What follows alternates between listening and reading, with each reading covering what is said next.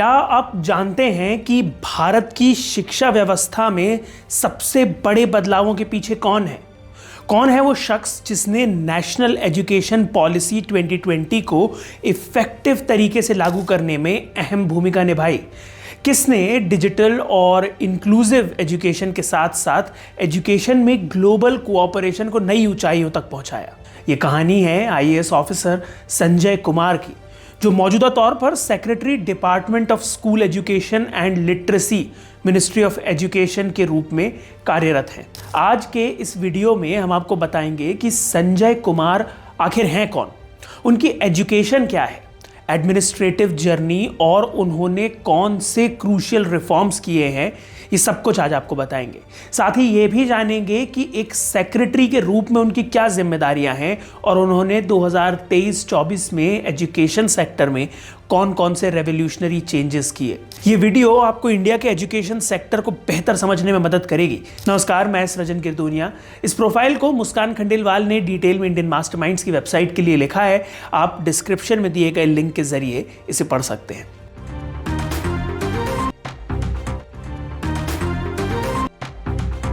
Secretary department of school education and literacy के रूप में संजय कुमार का रोल बेहद अहम है।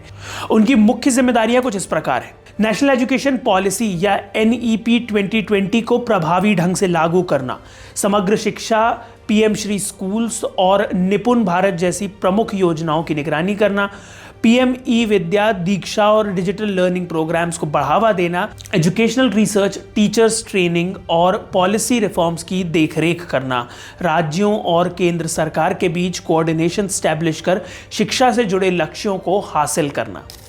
अब समझते हैं कि संजय कुमार इस पद तक कैसे पहुंचे और वे इंडिया के एजुकेशन सिस्टम में क्या रिफॉर्म लेकर आए। संजय कुमार ने अपना graduation Saint Stephen's College, Delhi University से पूरा किया, जहां उन्होंने फिजिक्स में बीएससी किया। इसके बाद उन्होंने स्टेट यूनिवर्सिटी ऑफ न्यूयॉर्क से एमएससी की पढ़ाई की। उनकी एजुकेशन ने उन्हें न केवल साइंटिफिक टेम्परामेंट दिया बल्कि सिविल सर्विस में कंट्रीब्यूट करने के लिए भी इंस्पायर किया। संजय कुमार ने 1990 में यूपीएससी एग्जाम पास कर इंडियन एडमिनिस्ट्रेटिव सर्विस या आईएएस को ज्वाइन किया और बिहार काडर में अपनी सेवाएं शुरू की। अपने शुरुआती दिनों में उन्होंने एजुकेशन पॉलिसी, एडमिनिस्ट्रेशन और पब्लिक अमेनिटीज पर खास ध्यान दिया। 2020 में principal secretary department of education के रूप में संजय कुमार को नियुक्त किया गया। उन्होंने कई महत्वपूर्ण सुधारों की शुरुआत की, जिससे राज्य में स्कूलों की क्वालिटी में सुधार हुआ।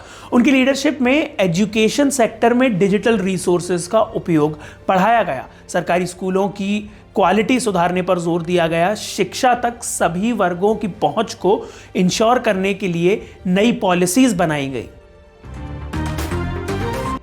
इंडिया में एजुकेशन को डिजिटल और एडवांस्ड बनाने के गोल से संजय कुमार ने समग्र शिक्षा योजना के तहत 16,727 आईसीटी या इंफॉर्मेशन कम्युनिकेशन टेक्नोलॉजी लैब्स और 21,881 स्मार्ट क्लासरूम स्टैब्लिश करवाई। पीएम ई विद्या प्रोग्राम को एक्सपैंड करते हुए 72 यूट्यूब एजुकेशनल चैनल्स लॉन्च किए गए और स्टूडेंट्स के लिए पीएम ई विद्या मोबाइल ऐप भी डेवलप किया गया। इसके अलावा वर्चुअल लैब्स की शुरुआत की गई, जिनमें 218 वर्चुअल लैब एक्सपेरिमेंट्स और 868 डिजिटल रिसोर्सेज डेवलप किए गए। इस पहल के तहत 4.5 लाख से ज्यादा टीचर्स को ट्रेन किया गया ताकि वे डिजिटल रिसोर्सेज का बेहतर उपयोग कर सकें। निपुण भारत मिशन को और मजबूत किया गया ताकि ग्रेड 3 तक के बच्चों को बेसिक लिटरेसी और अरिथमेटिक न्यूमरेसी मिल सके। आसान भाषा में कहें तो पढ़ने, लिखने और एलिमेंट्री लेवल की मैथ प्रॉब्लम सॉल्व करने में पूरी तरह बच्चे कंफर्टेबल हो जाएं। इसके अलावा फाउंडेशनल लिटरेसी एंड न्यूमरेसी या FLN के तहत बच्चों को पढ़ने, लिखने और कैलकुलेट करने की बुनियादी समझ विकसित करने पर फोकस किया गया। टीचर्स को स्पेशली ट्रेन किया गया ताकि वे बच्चों को इफेक्टिव ढंग से पढ़ा सकें। राज्यों को 2025 तक सभी बच्चों के लिए फाउंडेशनल लिटरेसी एंड न्यूमरेसी हासिल करने का टारगेट दिया गया है। क्लास 3 तक के बच्चों के लिए स्पेशली डिजाइन्ड कैरिकुलम और असेसमेंट प्रोविजंस तैयार किए गए हैं। संजय कुमार के कार्यकाल में national curriculum framework for school education या NCFSE तैयार किया गया, जो NEP 2020 के 5+3+4 मॉडल के अनुरूप है। इसके अलावा परख नेशनल असेसमेंट सेंटर की स्थापना भी की गई, जिससे नेशनल लेवल पर असेसमेंट और रिजल्ट्स को स्टैंडर्डाइज किया जा सके। इंडिया को ग्लोबल एजुकेशन लैंडस्केप में मजबूत बनाने के लिए संजय कुमार ने G20 एजुकेशन वर्किंग ग्रुप की मीटिंग्स को लीड किया और AI, डिजिटल एजुकेशन और स्किल डेवलपमेंट पर चर्चा की। इसके अलावा जापान के साथ स्टूडेंट एक्सचेंज प्रोग्राम की लीडरशिप की, जिससे 121 स्टूडेंट्स को जापान में पढ़ने का मौका मिला। संजय कुमार की लीडरशिप ने इंडिया के एजुकेशन सिस्टम में अनप्रेसिडेंटेड चेंजेस लाए हैं। उनकी विजनरी अप्रोच, टेक्नोलॉजिकल इनोवेशंस और पॉलिसी मेकिंग स्किल्स ने NEP 2020 को ग्राउंड लेवल पर इफेक्टिव तरीके से इंप्लीमेंट करने में मदद की। उनकी गाइडेंस में इंडिया का एजुकेशन सिस्टम और ज्यादा इंक्लूसिव, टेक ड्रिवन और ग्लोबली कंपेटिटिव बन रहा है। तो ये थी संजय कुमार की पूरी कहानी। आप उनके कार्यकाल के बारे में क्या सोचते हैं, आप हमें कमेंट्स में अपनी राय बता सकते हैं। अगर आपको ये वीडियो पसंद आया तो इसे लाइक और शेयर करें, साथ ही इंडियन मास्टरमाइंड्स को सब्सक्राइब करें।